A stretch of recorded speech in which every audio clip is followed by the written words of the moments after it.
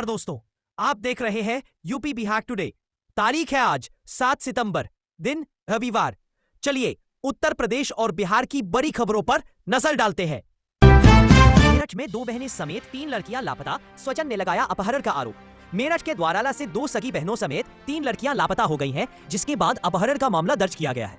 परिजनों ने गांव के ही 4 युवकों पर अपहरण का आरोप लगाया है। पुलिस जांच में जुटी है और सीसीटीवी फुटेज में लड़कियां रेलवे स्टेशन की ओर जाती हुई दिखाई दे रही है। आज जारी होगा एडमिट कार्ड। यहां bpsc.bihar.gov.in से करें तुरंत डाउनलोड। बिहार लोक सेवा आयोग बीपीएससी की ओर से बीपीएससी सीसीई 71 प्रारंभिक परीक्षा का एडमिट कार्ड आज यानी 6 सितंबर 2025 को जारी किया जाएगा। जो उम्मीदवार इस परीक्षा में शामिल होने वाले हैं, वे आधिकारिक वेबसाइट पर जाकर अपना एडमिट कार्ड डाउनलोड कर सकते हैं। हाईवे पर पेट्रोल पंप के पास मिली स्कूल बस ड्राइवर की खून से सनी लाश। परिवार वालों ने किया हंगामा। कानपुर इटावा हाईवे पर एक स्कूल वाहन चालक का शव मिलने से सनसनी फैल गई। परिजनों ने हत्या का आरोप लगाते हुए हंगामा किया। मृतक शुक्रवार शाम से लापता था। पुलिस ने मामला दर्ज कर जांच शुरू कर दी है। मृतक के परिवार में पत्नी और 2 छोटे बच्चे हैं, जिनका रो रो कर बुरा हाल है। वैशाली के राजापाकर में पुलिस टीम पर हमला, 2 थानाध्यक्ष समेत आधा दर्जन पुलिसकर्मी जख्मी। वैशाली के चौसीमा कल्याणपुर गांव में आइसक्रीम विवाद के बाद ग्रामीणों ने पुलिस पर हमला कर दिया। महुआ और राजापाकर थाने के थानाध्यक्ष सहित कई पुलिसकर्मी घायल हो गए। हमलावरों ने हथियार भी छीन लिए थे, जो बाद में लौटा दिए गए। अमरोहा में सड़क हादसा, ब्रजघाट में गंगा पुल पर अज्ञात वाहन की टक्कर से महिला की मौत। उत्तर प्रदेश के ब्रजघाट में गंगा पुल पर एक अज्ञात वाहन ने बाइक को टक्कर मार दी, जिससे एक महिला की मृत्यु हो गई और उसका पति घायल हो गया। महिला दिल्ली से अपनी बेटी के ससुराल जा रही थी। आरजेडी नेता और पूर्व विधायक हरिनंदन यादव का निधन, क्षेत्र में फैली शोक की लहर। दरभंगा के हनुमान नगर में राष्ट्रीय नेता और पूर्व विधायक हरिनंदन यादव का पटना के एक अस्पताल में निधन हो गया। वे हायाघाट और बहादुरपुर से विधायक रहे थे। उन्होंने हनुमान नगर में प्रखंड कार्यालय और सीएचएससी की स्थापना में महत्वपूर्ण भूमिका निभाई। उनके निधन पर कई नेताओं और कार्यकर्ताओं ने शोक व्यक्त किया। उनका अंतिम संस्कार राजकीय सम्मान के साथ उनके पैतृक गांव में किया जाएगा। नवंबर में बेटियों के हाथ होंगे पीले, सीएम सामूहिक विवाह के लिए 383 ने किया आवेदन। बलरामपुर में समाज कल्याण विभाग द्वारा संचालित मुख्यमंत्री सामूहिक विवाह योजना के तहत इस वर्ष 451 गरीब कन्याओं का विवाह कराया जाएगा। विभाग को अब तक 383 आवेदन प्राप्त हुए हैं। योजना के तहत प्रत्येक कन्या को 60,000 रुपए दिए जाएंगे। पुनपुन नदी पर नेपाल भूटान से पिंडदान करने पहुंचे श्रद्धालु। फूलमाला व पूजन सामग्री की खूब हुई बिक्री। पितृपक्ष के आरंभ के साथ किंजर के पुनपुन नदी घाट पर पिंडदानियों का आगमन शुरू हो गया है। नेपाल और भूटान जैसे पड़ोसी देशों से भी श्रद्धालु अपने पितरों की मुक्ति की कामना लेकर पहुंचे। पिंडदानियों ने सरकार द्वारा उचित व्यवस्था न किए जाने पर निराशा व्यक्त की, जिससे उन्हें कठिनाइयों का सामना करना पड़ा।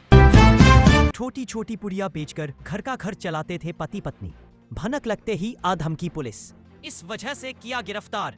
बलरामपुर पुलिस ने स्मैक के कारोबार में लिप्त पति पत्नी सहित 3 लोगों को गिरफ्तार किया है। जान हथेली पर लेकर कोचिंग जाने को मजबूर छात्र, हल्की सी चूक और सीधे मौत। जहानाबाद में उच्च शिक्षा की बदहाल स्थिति के कारण गांव के छात्र कोचिंग के लिए शहर आते हैं। रियायती किराए के चलते वे भरी बसों की छतों पर खतरनाक सफर करने को मजबूर है, जिससे दुर्घटना का खतरा बना रहता है। जिलाधिकारी ने स्थिति को सुधारने के लिए पहल करने का आश्वासन दिया है। अखिलेश यादव के खिलाफ अभद्र टिप्पणी पर अपर पुलिस आयुक्त से मिला सपा का प्रतिनिधिमंडल। वाराणसी में समाजवादी पार्टी के कार्यकर्ताओं ने अपर पुलिस आयुक्त से मिलकर सोशल मीडिया पर अखिलेश यादव के खिलाफ अभद्र टिप्पणी करने वालों के खिलाफ कानूनी कार्रवाई की मांग की। बिहार पैक्स, अब बॉक्सों से एटीएम कार्ड के जरिए पैसा निकाल सकेंगे ग्रामीण। कई प्रखंडों में शुरू हुई सुविधा। जहानाबाद जिले के पैक्सों में अब एटीएम कार्ड से पैसे जमा और निकालने की सुविधा शुरू हो गई है। कोऑपरेटिव बैंक ने 14 पैक्सों को माइक्रो एटीएम्स दिए हैं। बाकी में भी जल्द ही सुविधा मिलेगी। अब ग्रामीणों को बाजार नहीं जाना पड़ेगा, किसानों को समय की बचत होगी। यह योजना मगध सेंट्रल बैंक की देखरेख में नाबार्ड द्वारा संचालित है। राजधानी में यह कैसी सड़क, 50 दिन में ही धंस गई वाराणसी लखनऊ 4 लेन ओवरब्रिज ही रोड। लखनऊ वाराणसी 4 लेन पर बना 43 करोड़ का रेलवे ओवरब्रिज 50 दिन में ही धंस गया। हनुमानगंज बाईपास पर बने इस पुल के निर्माण में देरी हुई थी। कंपनी 10 साल की गारंटी की बात कर रही है और मरम्मत का काम जारी है।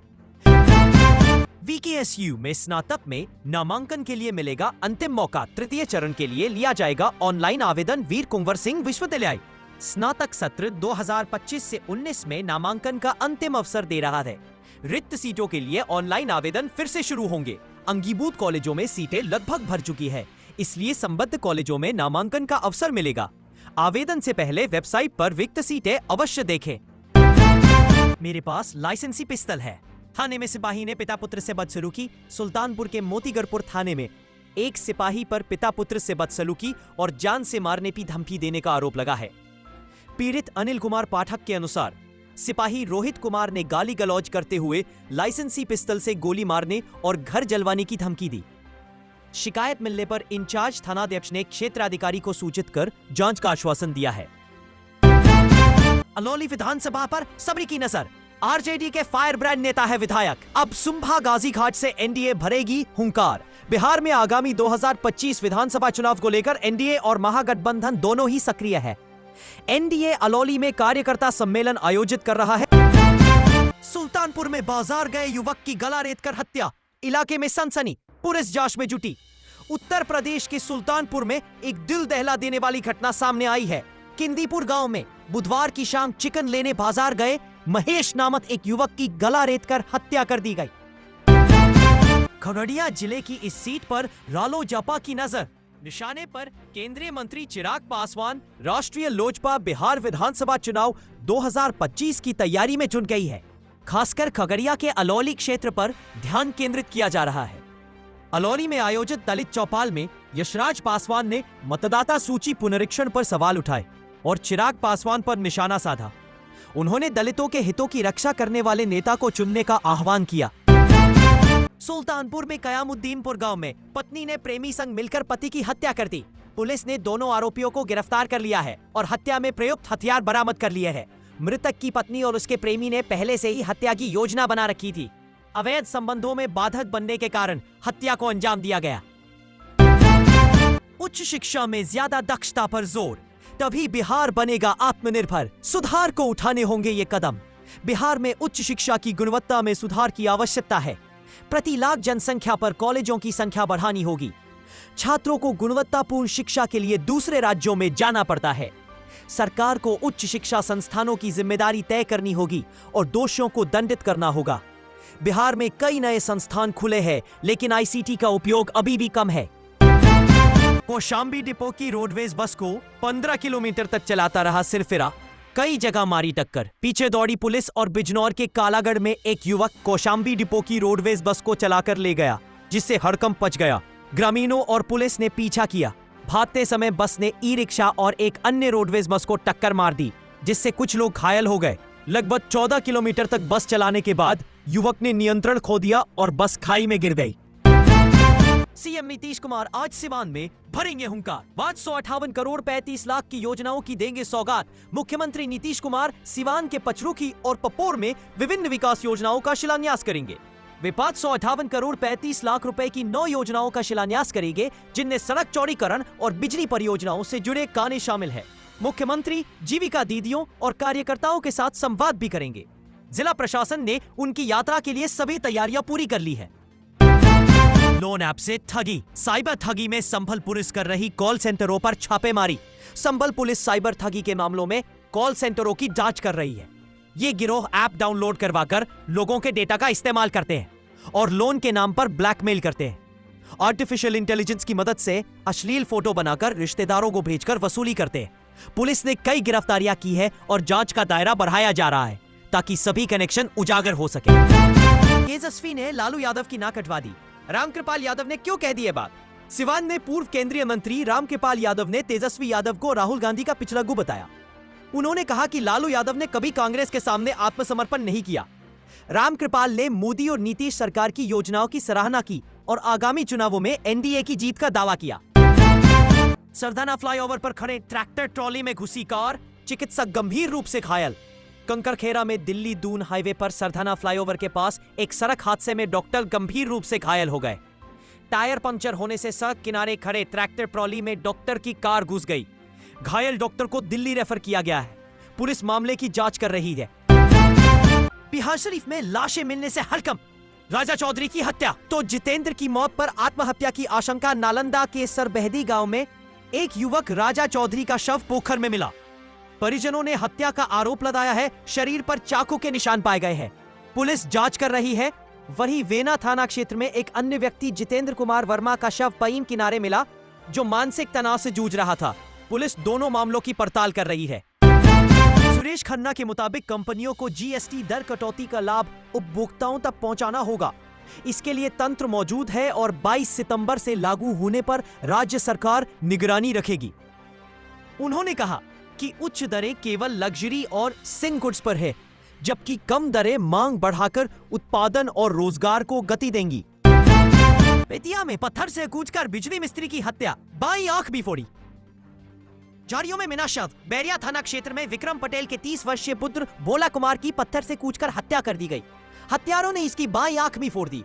पुलिस ने शव को बरामद कर पोस्टमार्टम के लिए भेज दिया है। मृतक के पिता के अनुसार भोला बिजली मिस्त्री का कार्य करता था और उसकी किसी से कोई दुश्मनी नहीं थी। पुलिस मामले की जांच कर रही है। अब स्मार्ट मीटर से अधिक बिल की दूर होगी उपभोक्ताओं की शिकायत। हामी दूर करने को 4000 घरों में लगा चेक मीटर। प्रतापगढ़ में स्मार्ट मीटर से अधिक बिल आने की शिकायत पर बिजली विभाग ने जांच शुरू कर दी है। उपभोक्ताओं के घरों में चेक मीटर लगाए जा रहे हैं ताकि स्मार्ट मीटर की रीडिंग का सही रीडिंग हो सके।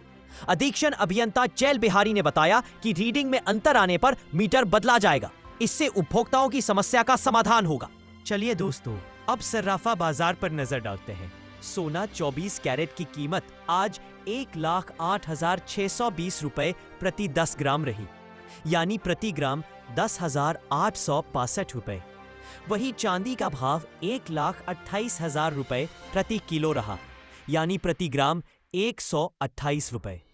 अब नजर डालते हैं अंतर्राष्ट्रीय मुद्रा बाजार पर। भारतीय रुपये की कीमत आज 7 सितंबर 2025 को अमेरिकी डॉलर का भारतीय रुपये के मुकाबले सटीक विनिमय दर लगभग $1.88.21 रही। को दोस्तों, आपको न्यूज़ कैसी लगी? हमें कमेंट्स में जरूर बताएं। धन्यवाद।